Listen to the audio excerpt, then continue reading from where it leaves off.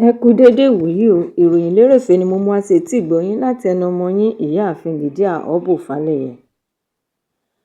Àjọ tí ó ń rí sí ṣíṣe owó àti ọrọ̀ ajé ìlú ní kúmọkùmọ The Economic and Financial Crimes Commission (EFCC) ti rí owó tí ó lé ní bílíọ̀nù 5 náírà (5 billion naira) àti owó tí ó tó mílíọ̀nù 10 owó ilẹ̀ òkèèrè $10 million gbà padà lọ́wọ́ àwọn agbaṣẹ́ṣe, kọ̀ǹgílátọ̀ àti àwọn òṣìṣẹ́ ìjọba tí wọ́n lu jìbìtì nínú iṣẹ́ àkànṣe títún ilé ìfọpo rọ̀bì (refineries) èyí tí ó wà ní ìlú Port Harcourt, Kaduna àti Warri. Ìwé ìròyìn Sunday Punch ló ṣe àkójọpọ̀ ìròyìn yìí wí pé alága ti àjọ EFCC, Ọlá Olúkáyọ̀dé, ni ó kúkú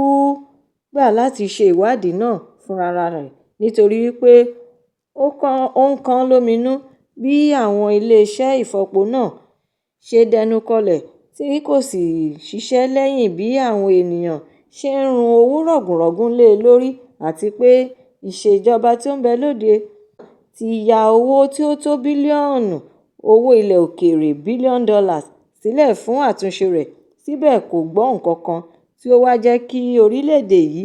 ní tipátipá máa gbẹ́mìí lé gbígbé epo rọ̀bì wọlé láti ilẹ̀ òkèèrè. Èyí ló jẹ́ kí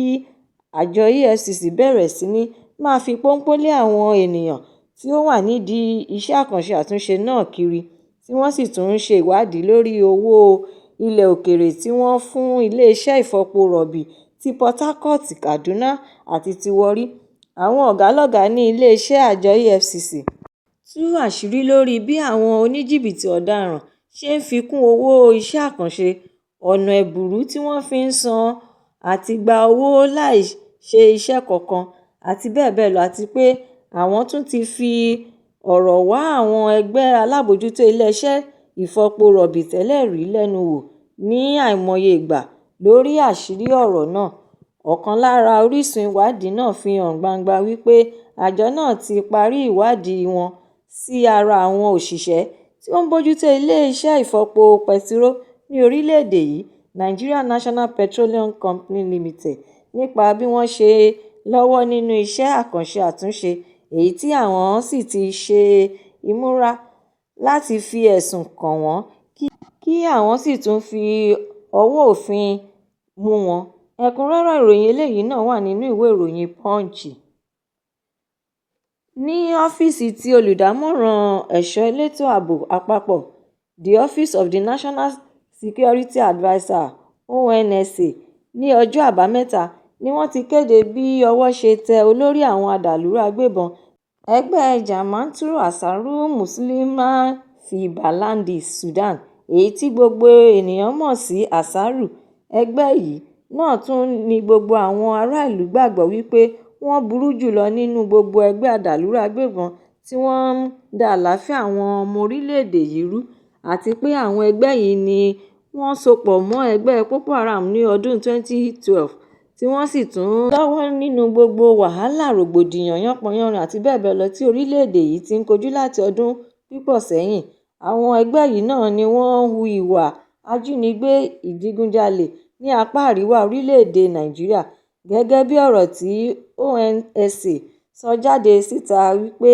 àwọn ẹgbẹ́ elétò ààbò tí ó jáfáfá yìí darapọ̀ mọ́ àwọn òṣìṣẹ́ ológun nínú oṣù karùn-ún di oṣù keje ọdún 2025 pẹ̀lú àwọn ẹ̀ṣọ́ elétò ààbò mìíràn. Àwọn olórí ẹgbẹ́ Ansarù náà tí ọwọ́ tẹ̀ ní Mahmood Mohammed Usman, tí gbogbo ènìyàn mọ̀ sí Abu Bara, tí òun náà ń pe ara rẹ̀ ní Emir ti Ansarù àti olùdarí gbogbogbò, àti Mahmoud Al-Najeri, tí ìnagijẹ rẹ̀ ń jẹ́ Malam Mahmuda, tí òun náà sì ń jẹ́ igbákejì àti adarí fún ìwà Mahmudawa. Àwọn méjèèjì ti wà ní inú ìwé orúkọ àwọn tí orílẹ̀-èdè yìí ti ń wá ní ọ̀pọ̀lọpọ̀ ọdún sẹ́yìn, tí wọ́n sì tún ti fi ẹ̀sùn lóríṣiríṣi kàn wọ́n, bíi sísá kúrò nínú ọgbà ẹ̀wọ̀n ti Kùjé ní ọdún 2022. Àwọn ló tún jí ọmọ onímọ̀ ẹ̀rọ ilẹ̀ Faransé French engineer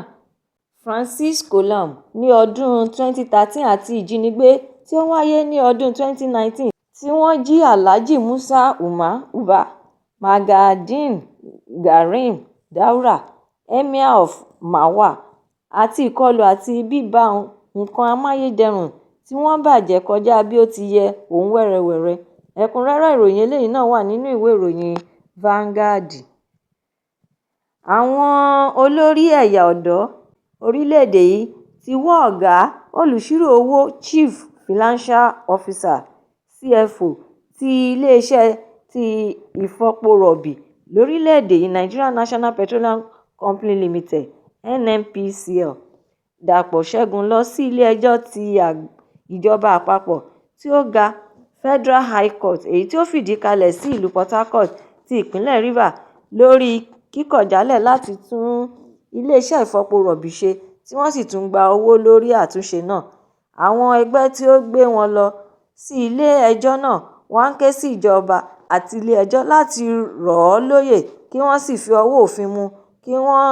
tún ṣe ìwádìí tí ó péye àti pé kí wọ́n sì tún jẹ́ kí ó fojú winá òfin nítorí pé ó lọ́wọ́ nínú bí iléeṣẹ́ ìfọpo rọ̀bì ti Port Harcourt àti ti Warri ṣe dẹnu kọlẹ̀ bí ó tilẹ̀ jẹ́ wípé wọ́n ti gba owó láti fi tún un ṣe.